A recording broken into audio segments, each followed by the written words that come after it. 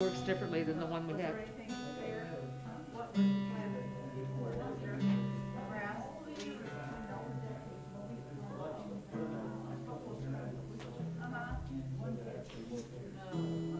That's kind of like my yard. There was one little bit up front, and then the rest was just weeds. Oh, no, they don't want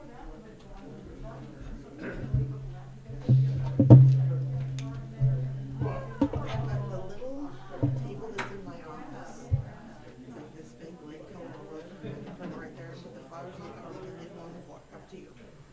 Who said they want to ship them entire? We usually have them, did Connie think they need to? Betsy just coming because you can't really see them. Okay, but if you're sitting down. I will leave it up to you, I the service think center. that's just, Sounds good to me? yeah, we can always change it. All right, I need to go. That's why I asked. Well, see, yeah, you know, am I the man? Okay.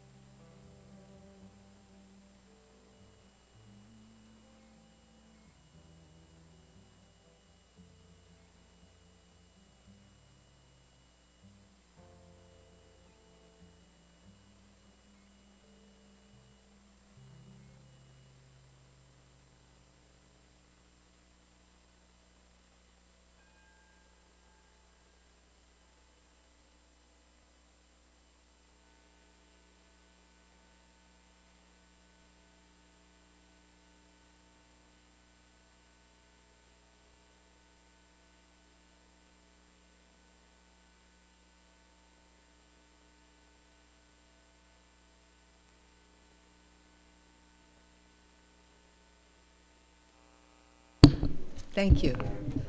Okay, let's try that all over again. Good morning. Good morning. On this very first Sunday in April, I'm Martha Sinkula, and I'm your service leader for today. Welcome to the Umpqua Unitarian Universalist Congregation. We're so glad that you are here with us today. And I especially welcome those of you who are visiting for the first time. Please stay for coffee and conversation afterwards so we can get to know you better. If you have one of these with you, could you kindly put it on sleep, Zoom, quiet, whatever you do. I just put mine on Do Not Disturb. Hopefully that will work. And I thank you for following our protocol of masks, social distancing, and vaccination cards and contact information. We're doing our very best to keep people safe. And I thank Betsy Callahan for greeting today. Thank you, Betsy. And today, we continue our live streaming to bring our service out to the greater community. We continue to work out the bugs, so continue to bear with us. Our new system was purchased, as you probably remember, by a Chalice Lighter grant that Lillian Fifield waved. Lillian, we thank her for all of her work in getting those monies so that we can have our new system. And she's also our Chalice Lighter ambassador, and if you're interested in contributing, it's a twice-a-year contribution we put in, and then we can access the pot of monies that the district has if we have something that we need. And thank you, Lillian, for all your work. And as a result of going live, this is still new to many of us. We are now being viewed at homes, hopefully, and out into the world. And we try to start promptly at 10:30. And because our cameras are in the back center, what we've done now, we have raised them so that when we move around a bit in the congregation, it is not as bad. But we really appreciate people getting their seats as soon as they come in and not standing in the aisles to chat, because then that's what the camera sees and that's what goes out to the community. We're returning today to our regular fish and offertory procedures using baskets that are being passed. And as we know, we're still, as a congregation, working on our beloved community to continue to bring it together through all the changes that are taking place here and out in the world. Please continue daily to come from love and patience as we all adjust to the new. Again, thanks to every one of you who are here today, and those who aren't, for caring to keep this very important space vital. Our church was closed for 2 years, as we all know, and we're all very grateful that we're back. Our speaker today is Donna Smith, who serves our congregation with pastoral care and provides weekly grief groups via Zoom.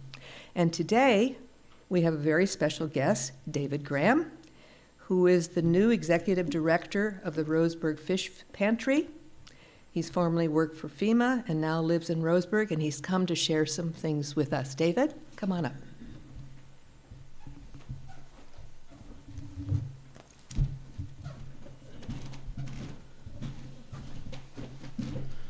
Thank you very much.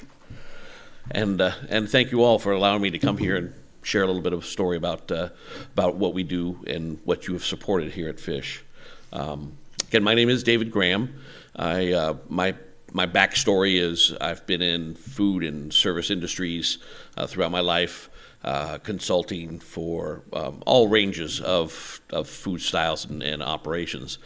And during the COVID crisis, when that first started, how dramatically that has changed touched everyone's life and dramatically changed everyone's business, led me into the field with working with FEMA and other agencies to find a way to address the most critical needs that were happening for people when there were the lockdowns that were happening, and when there were people that simply could not get out of their houses, children at risk and such. So I ended up working throughout the states, traveling wherever there was a hot spot, wherever there was an issue and problem, and finding ways to deliver food directly to those people without too much contact, without the ability to kind of keep them safe and at the same time fed. And it was a brand new operation, something that we hadn't really dealt with and touched on. And the timelines were very short. My goal was to start this operation. I arrived in Louisiana, which was the first state that we worked with, and within 30 days we were delivering over 1 million meals, kitted meals to families throughout Louisiana. Went on from there to Texas and across the states as we needed to. And from that, I really learned some key and critical lessons. One was how important was the community to be able to do outreach, how critical the aspect of charitable efforts were to the impact of the lives of people across the board. Because COVID affects everyone, no matter what the walk of life, no matter who you were. And when I finally got through this process, I moved back over to Oregon. My father was living up in Sutherland at the time, 93 years old. He was in need of somebody to come and help and care for him. So I moved back to Oregon, moved him down to live with me, and unfortunately he passed on Thanksgiving of last year. So I had time to be with him, care for him for 24/7, and once that passing happened, it opened up time again for me. I was here in Roseburg. I saw an ideal community to kind of be able to be a part of and wanted to participate in, and it happened that the Fish Food Pantry was looking for an executive director. So tying in what I had just gone through with COVID to what the Fish Pantry and its operations were seemed like a perfect fit. And so through that, I started up the first of this year, and it's been just a fabulous operation.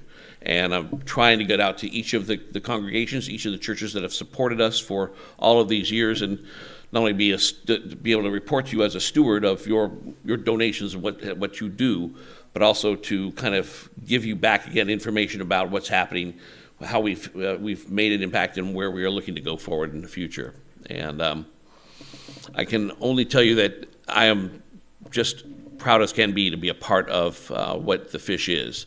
And when I first joined it, the name, many people would ask me, my friends and such, what's the Fish? So it's tell me what does that mean? What's the idea behind it? And to me, it's, I came to understand not only is the fish such a parable, such an iconic symbol within our Christian community and our life and stories in so many different aspects, but it actually has, I think, a perfect parable that describes what our fish program is.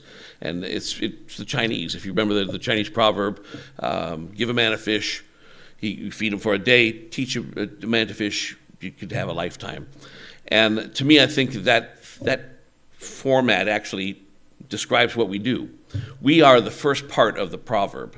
We give a fish to a person because fish and fishermen and anyone in any walk of life oftentimes have those days, have those weeks, have those moments when they can't catch a fish.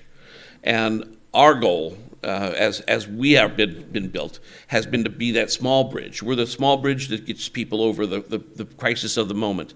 COVID, if you were to have been locked down, a fire that happens that puts you out of your house. I've just got a phone call yesterday from somebody about 10 o'clock at night.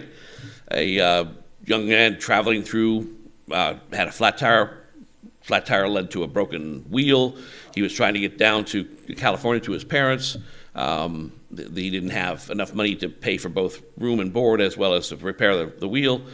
The police were kind enough to give them my number. We were able to set him up with a hotel voucher so he had a place to stay. He's got his car over to the shop to be able to be repaired, and he was back on his way. That is what I think the Fish is, and that is what your donations, that is what you do in the way of supporting us and what we try to do. So it's so important to help people understand. We are broad-based. We touch many, many lives throughout all walks of life, where those that teach a man to fish, those operations such as UCAN and Salvation Army and the Dream House, those places that are built to be there for the long term, for people that are desperately in need and have crises that are going to last for years. That's a different structure than what we are. So we provide that short-term bridge that allows those people and others to kind of survive for the first 3 to 5 days, first 3 to 5 weeks, to get them through and up back on their feet. And if they are in need of further care, they move over to those other services, those other community and church services that are out there and available. We all fill different niches, and I think in describing what we do and explaining what fish is, that is the critical part. Our niche is to be there for any person in our community that has a bad week, a bad month, has difficulty, and they need to be able to make it through a short term. That's what we go for, and in that it has made a huge difference for the community at large. And that is the reason, I think, why we've been so successful and why we've lived so long. So this year actually is very special for me. It is the 50th, we'll be celebrating our 50th anniversary of the fish in Roseburg. We have been here, yes, for 50 years serving the community and doing what's right for everyone. And it has grown from a vision of the churches that started this. All of you who have supported it for all these years. It started from a closet into a garage, and now into our fully functioning warehouse that is there for everyone. And from that warehouse, we touch at least 1,000 families a month.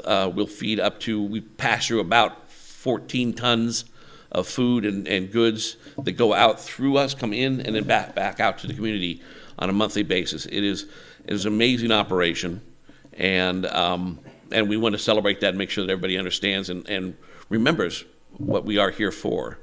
So with that in mind, I do want you all to note that May 14th of this year, Saturday, May 14th, is a date that we have planned for our open house. We're going to kind of create an open house, bring out some special guests, have people come out and walk and tour, talk to all of our volunteers, the thousands of volunteers that we've had in the Roseburg community, and just do a celebration. So I'll have some flyers, and I'll hopefully post them up here a little later on. We'll have more information.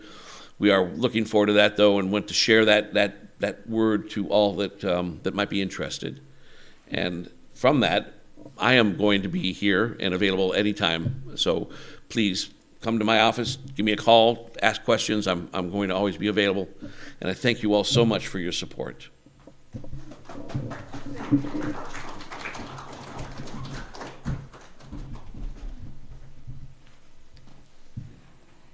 Thank you, David. And on that note, now it's time for our fish collection. Anna, would you help us out? We don't have any youngsters to help with the baskets. So we've got, why don't you take 2 and put 1 on each side. Lillian, thank you. Pass them along, and Lillian will help you. In our compassion for those in need, in our congregation's service to the larger Roseburg community, we will now collect your contributions of food to provide those living amongst us who are hungry, ill, and without shelter. And also, if you want to put a little bit of cash in there, our church offertory will be later in the service. And Anna, when you're finished, you can just put the baskets back up here, and Maria, I guess you'll collect things at the end. Thank you.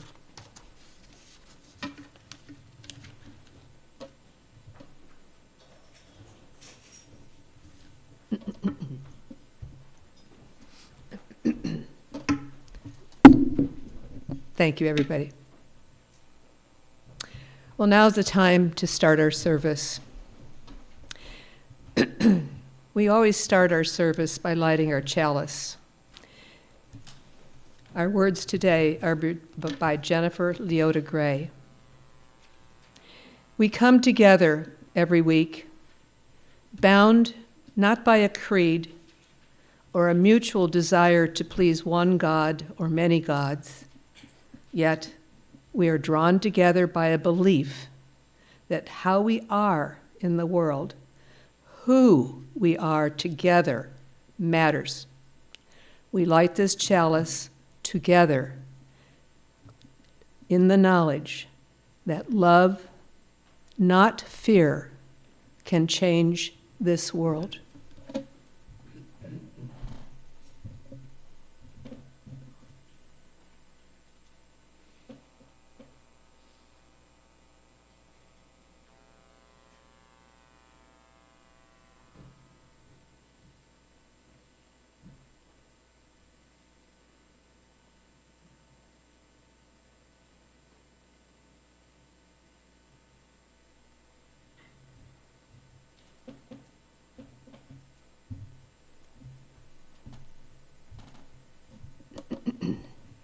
Our opening words are by Byron Katie.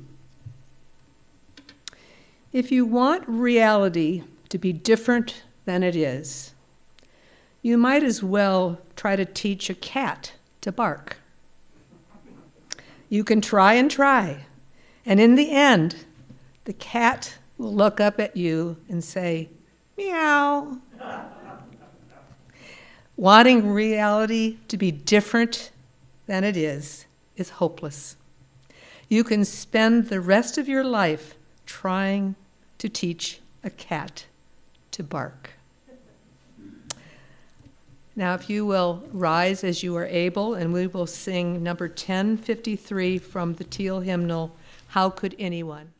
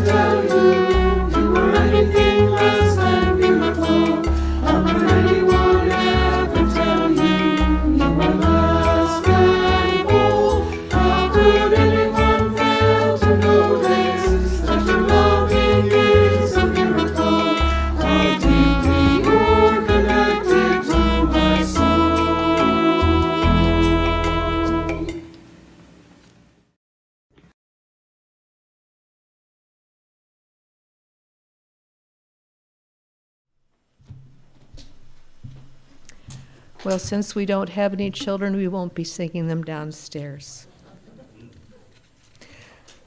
The next part of our service is our circle of life, where we share any joys or concerns that we might have. And we'll still continue to do this side first and come around the other outside and come on up. And if you want to light a spoken candle, please say your name and be brief. And then we will use this side.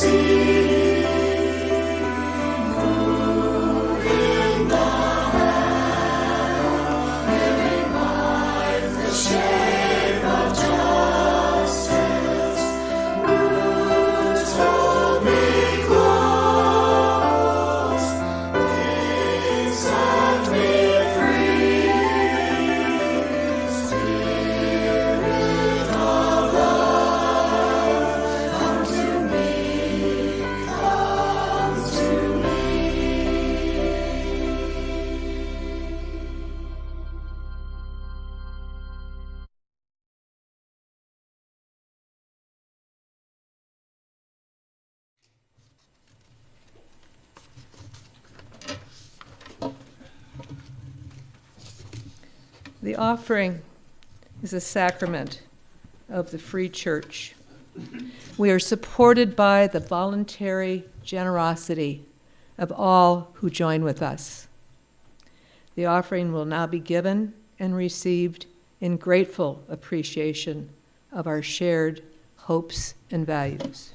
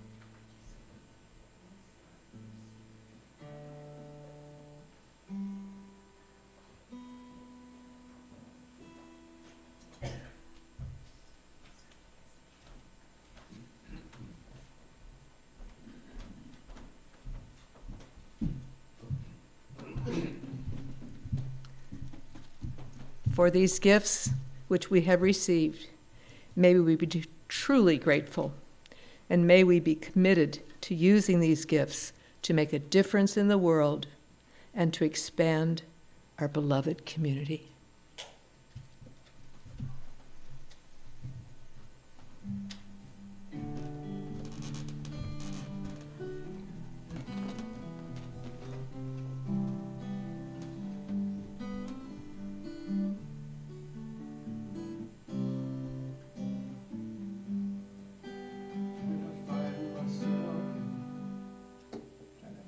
When I find myself in times of trouble, Mother Mary comes to me, speaking words of wisdom, let it be.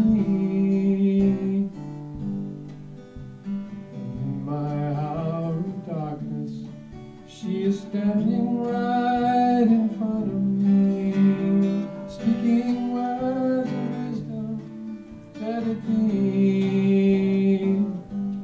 Let it be, let it be, let it be, let it be. That's words of wisdom, let it be.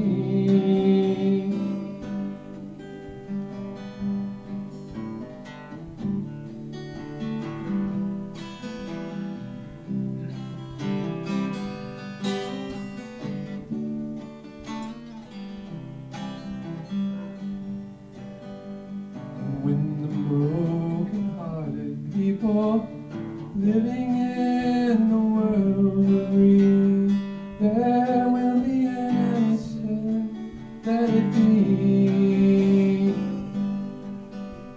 But though they may be parted, there's still a chance that they will see. There will be an answer, let it be.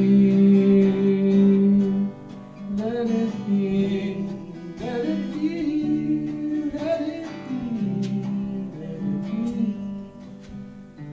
There will be an answer, let it be. Let it be, let it be, let it be, let it be. Whisper words of wisdom, let it be.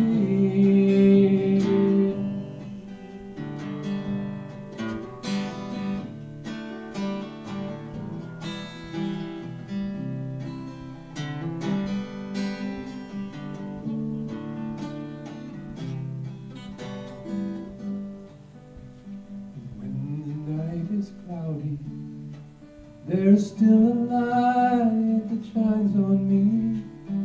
Shine until tomorrow, let it be. Wake up to the sound of music, Mother Mary comes to me, speaking words of wisdom, be, let it be, let it be, let it be, yeah, let it be. Whisper words of wisdom, let it be, let it be, let it be, let it be, let it be. Whisper words of wisdom, let it be.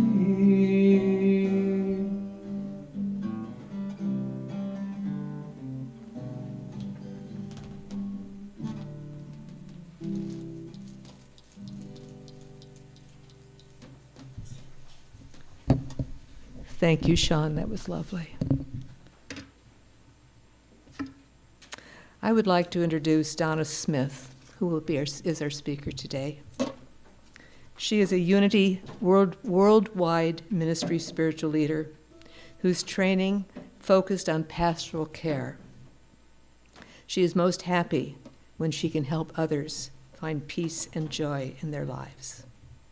She's also a Unity chaplain, a Taizé prayer leader, and a trainer, a Reiki master and practitioner, a nonviolent communication teacher, and a student and teacher in the Course of Miracles. She's active in our Cares and Concerns community. Donna, please come in.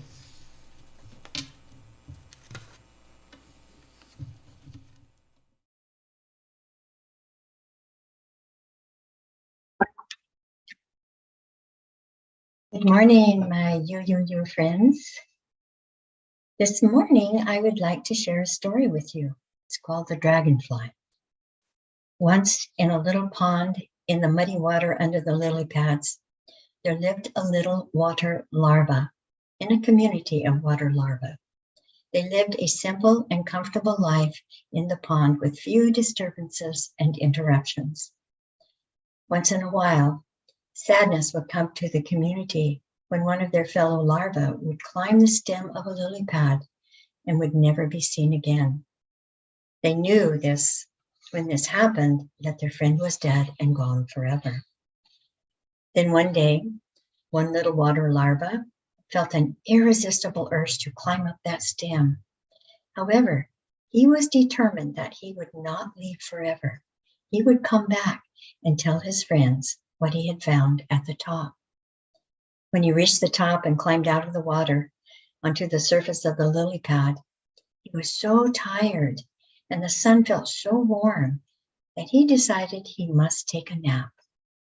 As he slept, his body changed, and when he woke up, he had turned into a beautiful blue-tailed dragonfly with broad wings and a slender body designed for flying.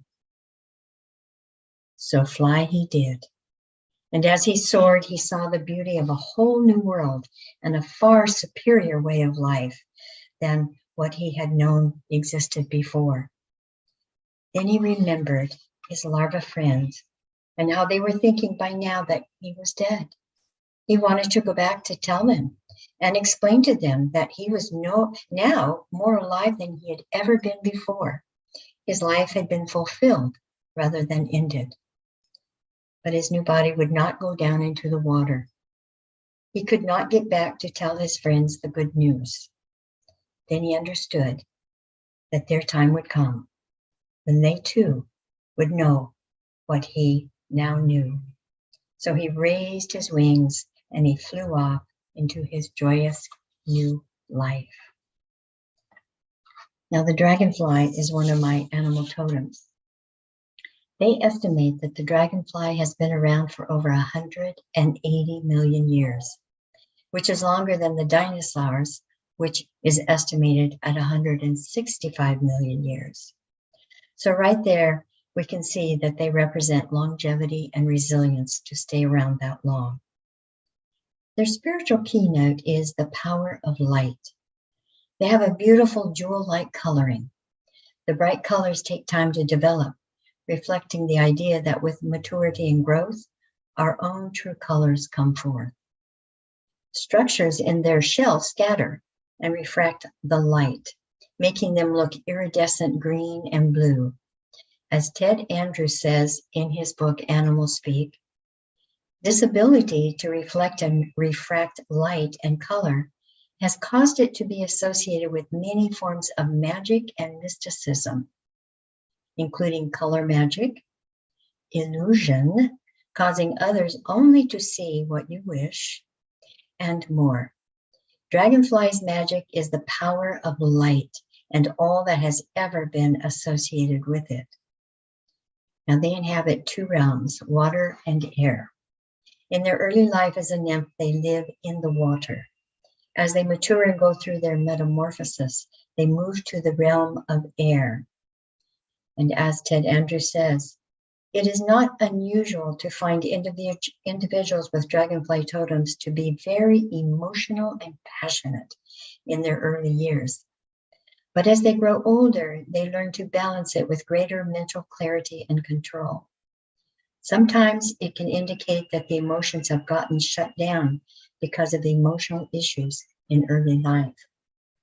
So if a dragonfly shows up in your life, it may mean you need to look deeper at something emotional happening in your life, or you may need to gain a new perspective, or make a change regarding something in your life, or it could mean that you are neglecting your emotions.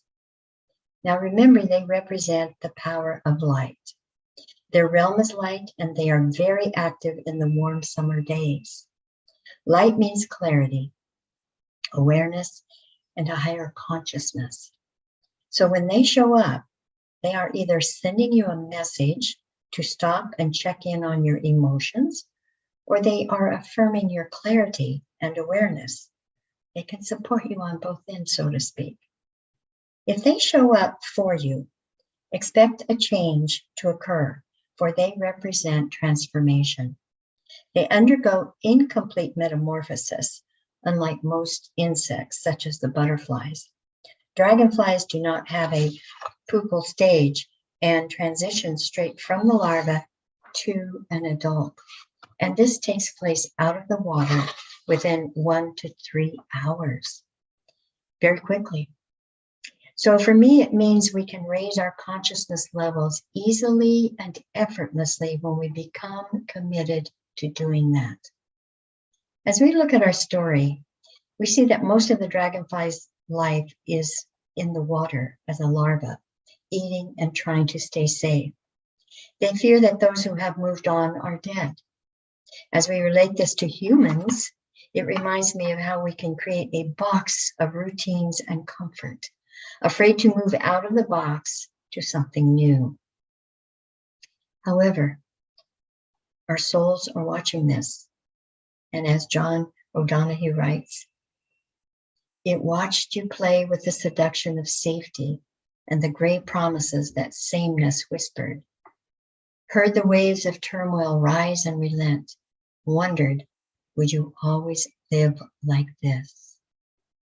So our souls want us to move beyond the stuckness we create in our lives because of fear. Change is inevitable, and when we stubbornly refuse to move, when change becomes important, we can stifle our growth and remain in our darkness, so to speak. Eventually, we awaken to the spirit of adventure and the knowing that something is missing. This is when we find the courage, the energy, and the excitement of change beginning to grow so big within us that we have to do something. As the little larva did, he had to climb the stalk and move from the water to the air. Now, water represents emotional release, intuition, and inner reflection. This is the time that there is inner growth and maturity in intuition and the ability to go beyond the emotions of fear. We then take the journey up the green stalk, so to speak. Air represents intellect, mental intention, and connection to the universal life force. Here is the power of intention, to create one's life and to do so knowing that we are divinely connected to the universal wisdom that is life. Here is where we realize our empowerment and that we truly are creators. The larva makes this transition into the beautiful dragonfly. It has always been in its soul, and its soul is so delighted, for now the dragonfly can soar and be free from the fears it felt before. We can relate this to dying in the flesh and moving from the physical plane. However, we can also relate it to our everyday lives. All the other larvae thought those who left died. Not true. They went on to realize their full potential through transformation. So when you are caught up in fear, you cannot see truth. Everything around you is distorted, seems dangerous, and you limit your life through this fear. When you release fear, you realize fear is nothing. It has no control unless you give it control over your life. The climbing up the stalk of the lily represents releasing the fears and realizing your full potential. And just like the dragonfly, you will glow with the color of life, the freedom of flight, and the courage to be and do all that you want. You will fly. We have been caught up in the fear too long.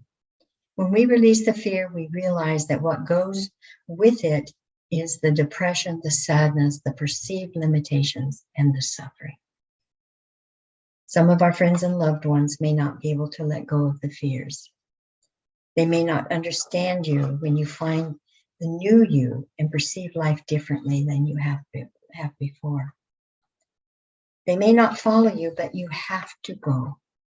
You have to follow your soul's calling, for you have come to the place where the calling is so strong, you finally let go and you move out of your box that you have created by your fear. It is easy to be caught in the familiar. It takes great bravery to follow your soul, and the rewards for doing so are so great, you'll never look back, just as our little dragonfly. For you see, eventually everyone, your family and friends, will have to finally heed to the calling of their souls, and they will do this in their own time. When your time comes, you must fly. And when you reach the level of consciousness, you then know in your heart that they will be coming in their own time. And that is a great comfort to the soaring soul, to know that no one is left behind and all are on their own path and they are walking it. So I love the messages the other life forms teach us. If we take the time to study them and watch them, we will learn wonderful things, great insight. You who have pets know well what I'm talking about. They are all here to help us. They are all our little angels filled with unconditional love, just hoping that you will see that as their great gift to life and to each of us is right there in front of us. It is interesting to note that we are the only species that has an ego. They have no egos, so they don't get caught up in fear and limitation. They live their lives. They don't hold grudges. They don't hold on to resentments. They know they are part of the circle of life, and they live their lives, and they are free. The larvae of the dragonfly are preparing for their freedom. They are in their formative time so that they are ready to fly. We humanized our little story for effect. Each species knows who they are. It's just humans that get caught up in the fear and create scenarios and experiences that do not support their happiness and the power of being a divine being. So I do believe it is time to awaken to who we really are, beings of light and love.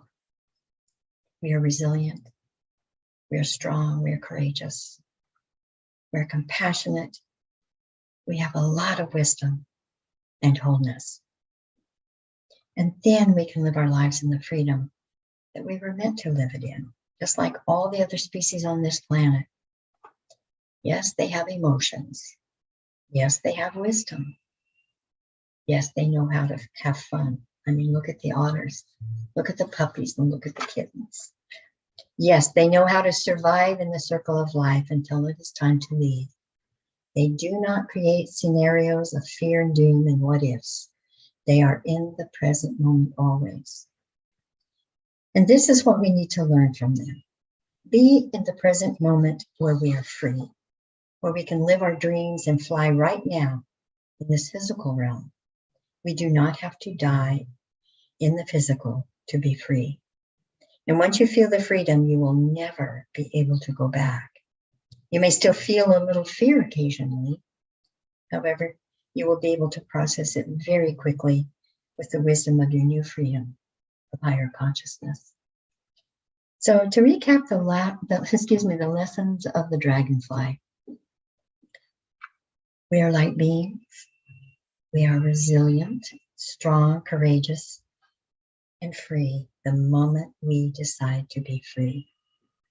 We are eternal with infinite possibilities and divine wisdom to create. We can fly when we choose to fly. The dragonfly represents the raising of consciousness to levels that are truly beyond this world, even though we are still in the world. And what advice does the dragonfly give us? Spend time near the water. Appreciate long summer days. Zoom in on your dreams. And I'm pretty sure the dragonfly doesn't mean zoom.com on your computers. Keep your eyes open. Enjoy a good read. R-E-E-D, it says. Be colorful and just wing it. And I think that is great, great advice. So I'd like to close with John O'Donohue. Awaken your spirit to adventure. Hold nothing back. Learn to find ease in risk. Soon you will be home in a new rhythm, for your soul senses the world that awaits you. So I'd like to take just a few moments of meditation. So I invite you to join me, and wherever you are, get very comfortable. Breathe deeply a few times and close your eyes. As you move into the quietness of your inner being, bring your attention to your heart.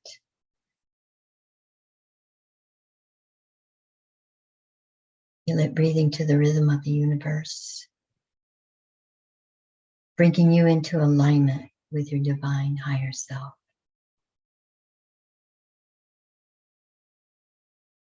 And as you rest in your heart, think of someone or something that brings you a great feeling of love and appreciation and joy.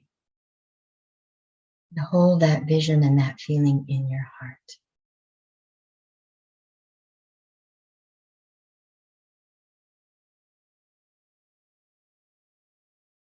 You have now balanced your mind and your heart and entered into your greatest wisdom. Remember the last time you saw a dragonfly? Envision it in your mind. Remember the beauty and light of its iridescent wings. The beauty of color and light of its wings reminds us to let our own spirits be illuminated. You are a being of light. That is what the dragonfly reminds us. By letting in the light, we welcome transformation and the realization of dreams in our lives. So hold this vision of the dragonfly in your mind for a few moments of silence.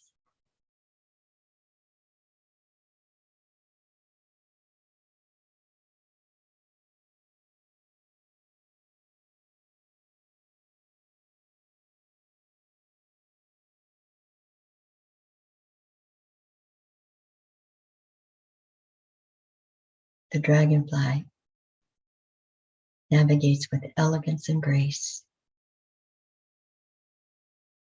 So I invite you to really look at the dragonfly the next time it enters your space. It is about transformation, changing perspective, energy and potential, maturity, depth of character, power and poise. Let's take a deep breath as we bring our attention back into this space.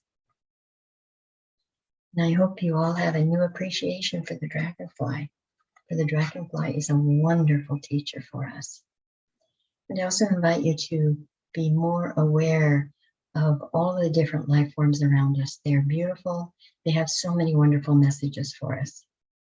The dragonfly is one of my favorites. So thank you very much for being with us this morning, and I will see you on Zoom later. Bye now.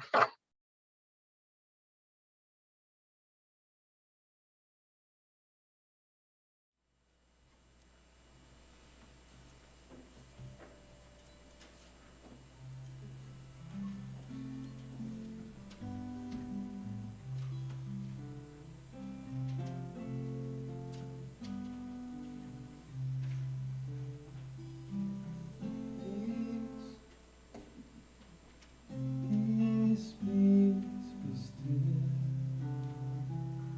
Know that you are loved. God is always with you.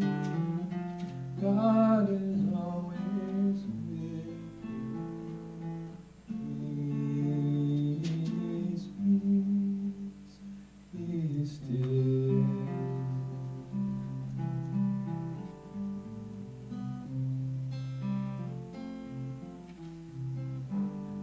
Let the ripples of the mind come to rest a little while.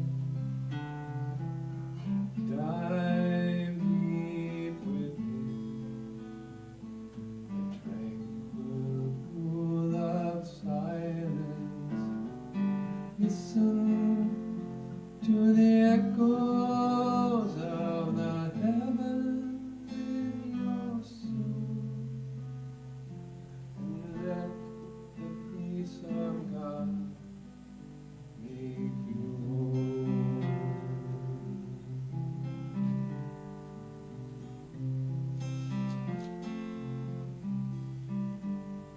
Let the troubles of the world fade away like distant dreams.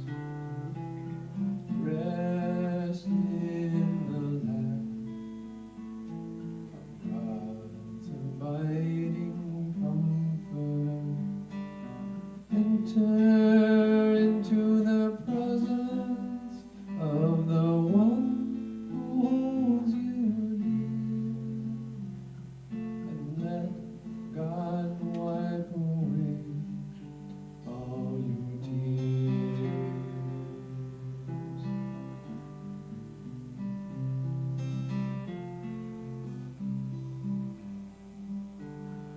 Peace, peace, be still, and know that you are loved. God is always with you. God is always with you. Peace, peace, be still.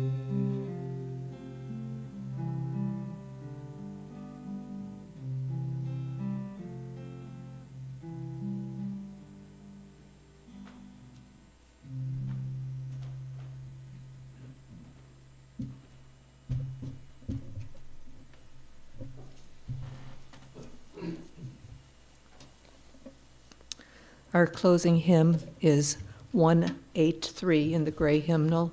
We would be one. Please rise as you are able.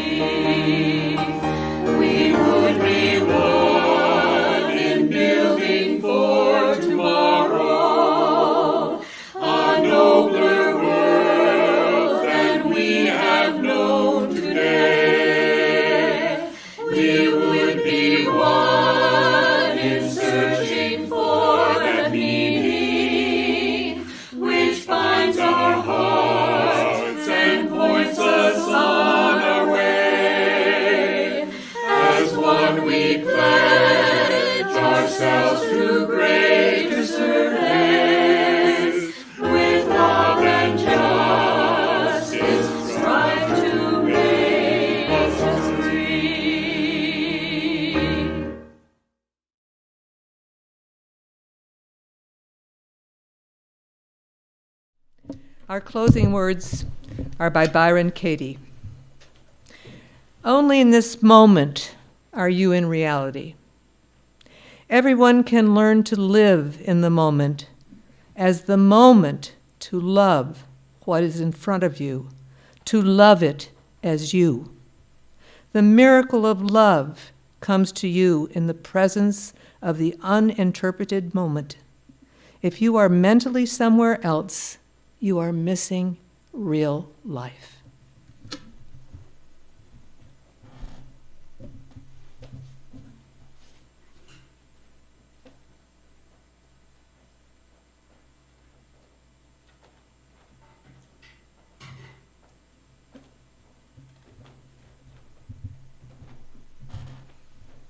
Please join in singing number 1057, Go Lift It Up.